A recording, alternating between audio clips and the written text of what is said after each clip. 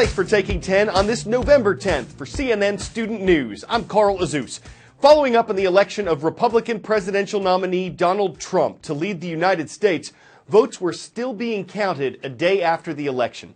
In the Electoral College, Trump was projected to receive at least 290 electoral votes, but that could increase as more results become official.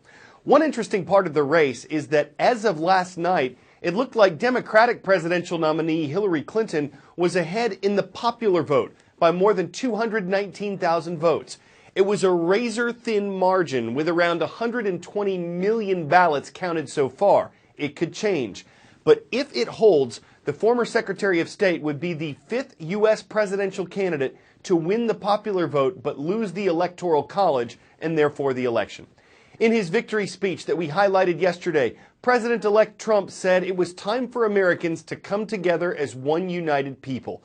You could hear that call for unity echoed in part of Hillary Clinton's concession speech, which she gave yesterday morning in New York City. This is not the outcome we wanted or we worked so hard for, and I'm sorry that we did not win this election for the values we share and the vision we hold for our country. But I feel pride and gratitude for this wonderful campaign that we built together. This vast, diverse, creative, unruly, energized campaign. You represent the best of America, and being your candidate has been one of the greatest honors of my life. I know how disappointed you feel because I feel it too. And so do tens of millions of Americans who invested their hopes and dreams in this effort. This is painful, and it will be for a long time. Donald Trump is going to be our president. We owe him an open mind and the chance to lead. Our constitutional democracy enshrines the peaceful transfer of power. And we don't just respect that, we cherish it.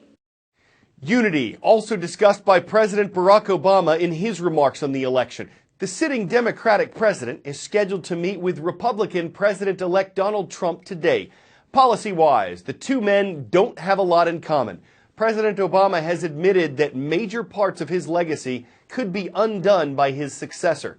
The Affordable Care Act, also called Obamacare, the controversial nuclear deal concerning Iran. These are two examples. But the sitting president said the next one could expect a smooth transition to power.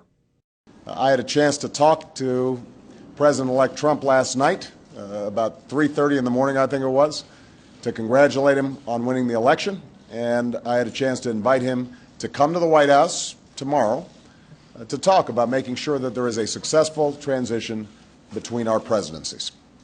Now, it is no secret that the President-elect and I have some pretty significant differences. But remember, 8 years ago, President Bush and I had some pretty significant differences.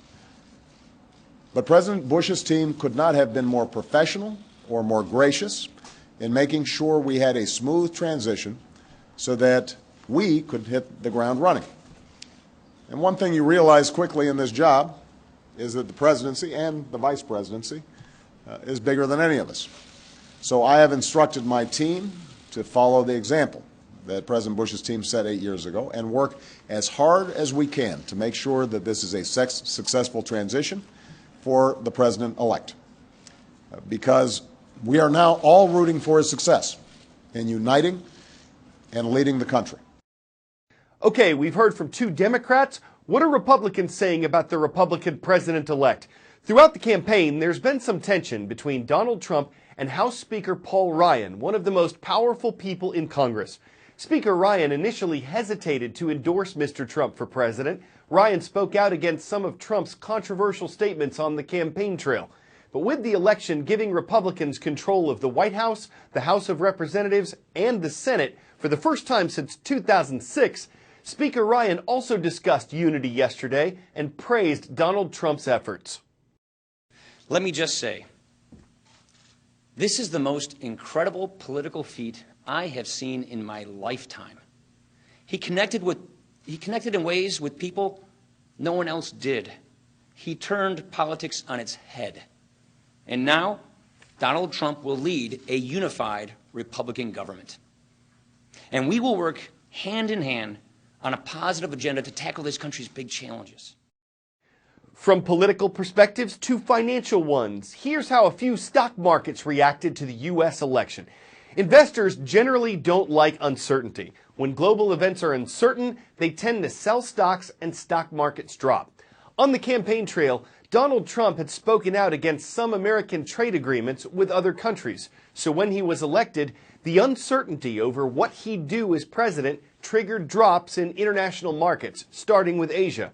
As the sun made its way around to Europe, stocks there dropped as well, though soon afterward many recovered. Overnight, it looked as though the U.S. stock market would plunge. But things had calmed down by Wednesday morning as America's political future became more clear. Some of the uncertainty from the U.S. election was gone. Investors were buying again, driving stocks up. And the Dow Jones Industrial Average of 30 significant stocks ended the day up 257 points, what a market expert called a very warm welcome for the president-elect. Tensions stuck around concerning Mexico, though. The border country's economy is heavily dependent on trade with the U.S., and Trump has threatened to get rid of a trade agreement between the U.S., Mexico, and Canada. One of the headlines in a Mexico City newspaper this morning simply reads, "A temblar," it's time to tremble. The news of Donald Trump being elected president in the United States is sending shockwaves here through the country of Mexico, where many people fully expected Hillary Clinton to win the election. But now today on Wednesday, they're waking up to the news that it is Donald Trump who is president-elect. The president of Mexico, Enrique Peña Nieto, sending out a conciliatory message and statement already this morning to Donald Trump, saying that Mexico and the United States are friends, that they should work together, and they look forward to working with Donald Trump here in the future.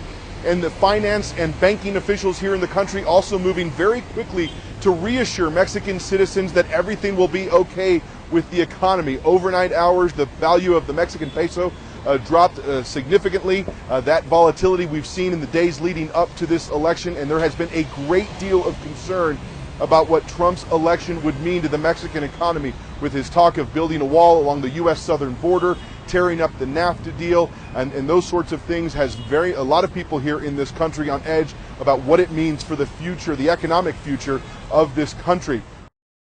From Mexico to Russia, another nation that came up quite a bit in the campaign trail. We've reported extensively on how U.S. and Russian relations are at a low, what some experts call their worst point since the Cold War.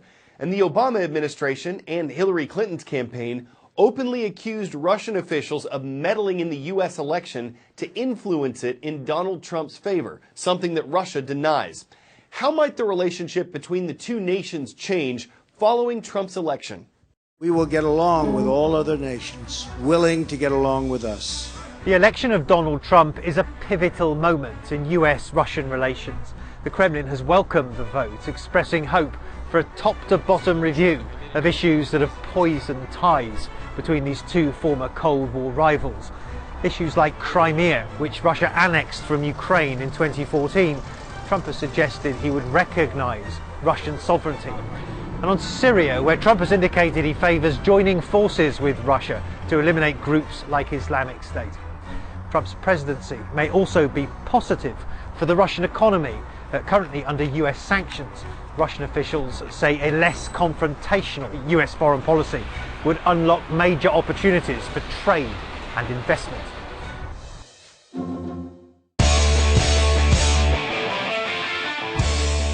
Well, before we go, one thing everybody loves is cake. A cake maker in New Jersey recently baked up one to look like Donald Trump. And when it was delivered to Trump Tower in New York City, the video captured went viral. People.com reports it was made out of chocolate, chocolate icing, and fondant. The head was sculpted by hand, and it was hand-painted. Some might debate whether it really looks like the president-elect. Some might pan its likeness. Some might say it looks a little unoven, or that its expression's a little frosty. But it's a cake artist's bread and butter, and there's no getting around the fact that it's one sweet sculpture, no ifs, pans, or butter about it. This is CNN Student News, where puns are a piece of cake.